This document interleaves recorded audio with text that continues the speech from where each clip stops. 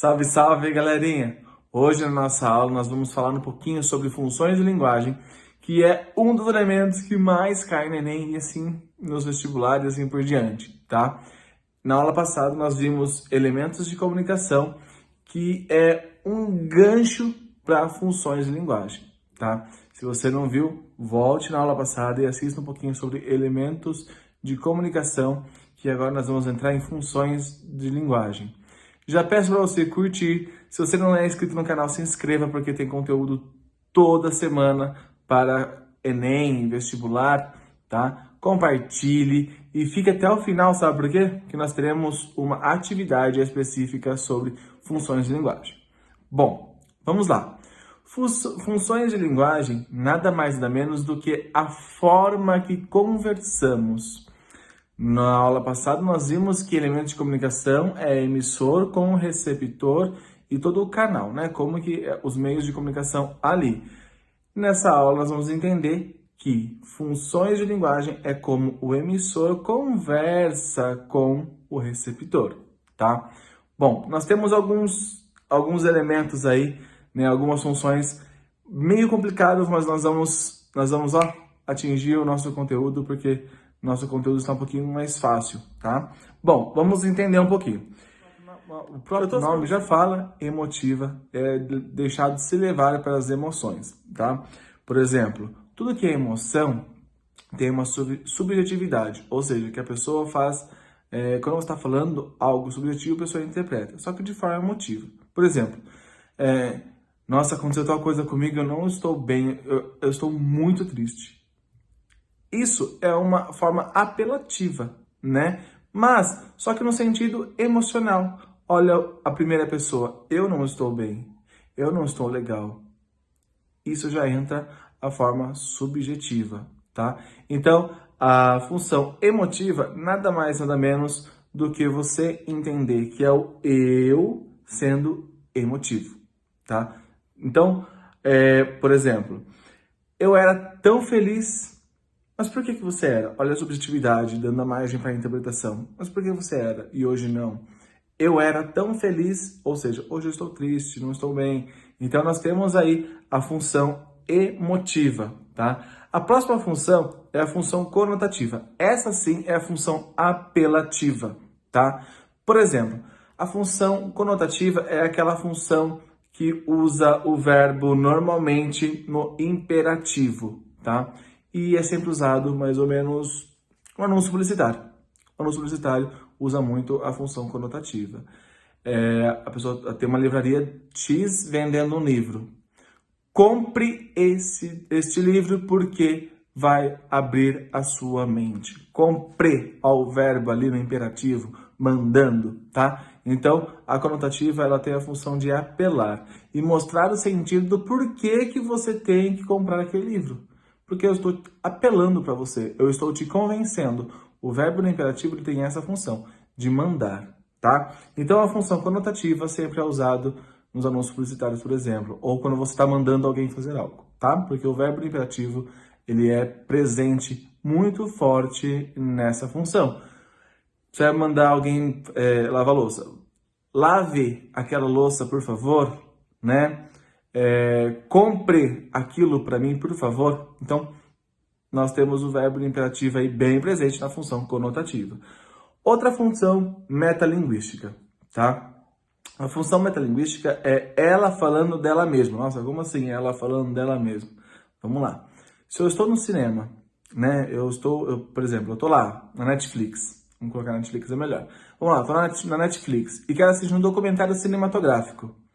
O próprio estilo documentário cinematográfico vai mostrar como é o cinema e as suas funções. Então, um documentário cinematográfico falando propriamente do cinema, tá? Por exemplo, eu quero falar sobre a escrita. Ao invés de simplesmente eu ficar falando, eu vou lá e escrevo. Então, eu estou escrevendo sobre a escrita, tá? Então, a aprendizagem ela tem uma função metalinguística também, tá? Porque é ela falando dela mesma, fazendo que a pessoa aprenda algo, tá? Então, os manuais é uma figura metalinguística, os dicionários, tá? Porque eles estão com a função de mostrar e ensinar ao mesmo tempo, falando dele mesmo, tá? Função fática. Gente, a função fática nada mais nada menos do que é como a pessoa inicia uma conversa, como ela inicia um discurso. Se você está no WhatsApp, por exemplo, você quer mandar mensagem para o seu melhor amigo, você manda oiê, oi, e aí, entendeu? Fala. Isso, gente, é modo de iniciar uma conversa informal, é claro, mas é uma função fática, tá? Então, é o modo como você inicia uma conversa e até mesmo finaliza uma conversa. Tchau, até mais. Atenciosamente, Vinícius Novelli. Gente, isso é as funções fáticas. Assim como começa, se termina, tá? E nós temos a função referencial. Gente, a própria nome já fala, referencial vem de referência, ou seja, qual é o meio de comunicação que é referencial? O jornal. O jornal é uma função referencial, porque ele pega um fato, né, uma referência e traz para a pessoa, tá? Então, ela tem essa função. E detalhe, tem que ser de forma imparcial. Por que o jornal é exemplo de referência? Porque normalmente todos os jornais são imparciais. Se ele vai falar sobre um determinado político, ele simplesmente vai mostrar o fato, fazer referência ao fato e não vai debater se o político fez certo ou se o político fez errado, tá? Então, nós temos que tomar cuidado com essa questão do referencial, tá? Blogs, normalmente, se você for um blog jornalístico ou só um blog mas que você quer apresentar fatos, você não quer debater ou muito menos dar margem a outros tipos de interpretação, é um blog referencial, tá? Gente, nós temos aí a função poética, o próprio nome já fala, a função poética é quando a pessoa faz de forma rimada, faz com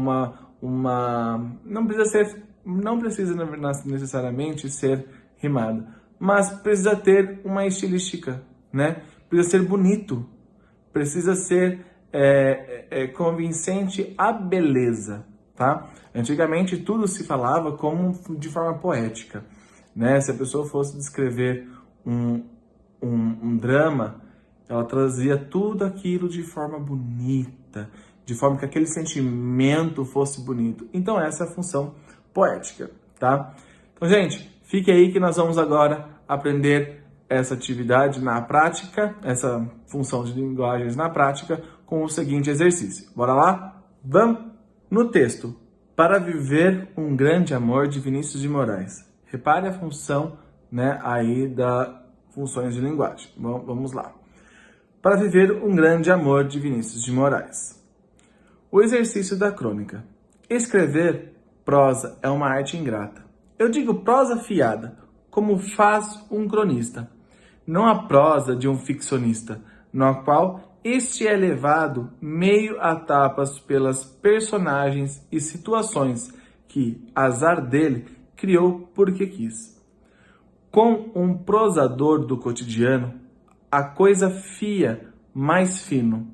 Senta-se ele diante de sua máquina, olha através da janela e busca fundo em sua imaginação um fato qualquer, de referência acolhido no noticiário matutino, ou da véspera, em que, com suas artimanhas peculiares, possa injetar um sangue novo. Se nada houver, resta-lhe o recurso de olhar em torno e esperar que, através de um processo associativo, surja-lhe de repente a crônica, provindo dos fatos e feito de sua vida emocionalmente despertado pela concentração. Ou então, em última instância, recorrer ao assunto da falta de assunto, já bastante gasto, mas do qual, do ato de escrever, para surgir o inesperado. Predomina-se nesse texto a função da linguagem que se constitui a.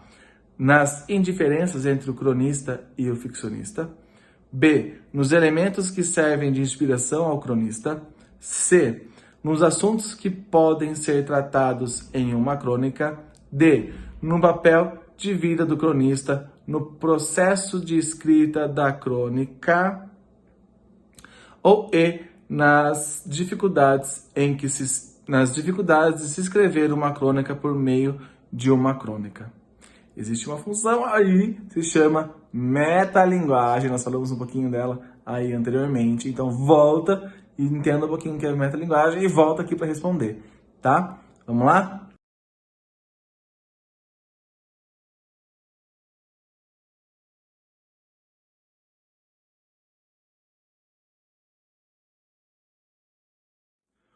Bom, para quem respondeu aí que era a questão E, é a correta, porque é o cronista falando de como escrever uma crônica.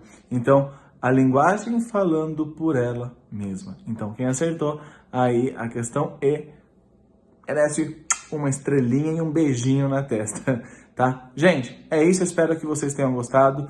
Já curtam esse vídeo, já comentem o que vocês não entenderam, o que vocês querem aprender, tá? Se vocês não entenderam alguma coisa, pergunte que eu respondo vocês, tá? Sigam lá no Instagram, que tem bastante coisinha nova pra vocês. Todo dia tem uma coisinha nova, um stories diferentes e assim por diante, tá? Gente, um grande beijo e até a próxima aula.